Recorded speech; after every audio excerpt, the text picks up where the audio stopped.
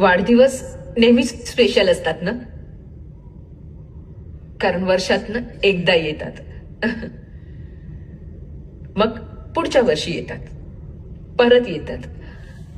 एक दिवस सेलिब्रेशन आणि वर्षाचे 364 दिवस स्ट्रेस.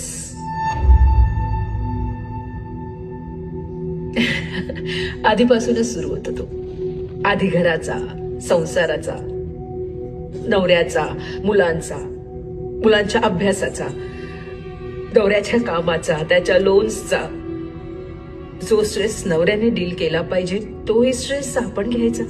या सगळ्यात तुम्हाला कधीच कुणी म्हणत नाही की थांब, श्वास घे.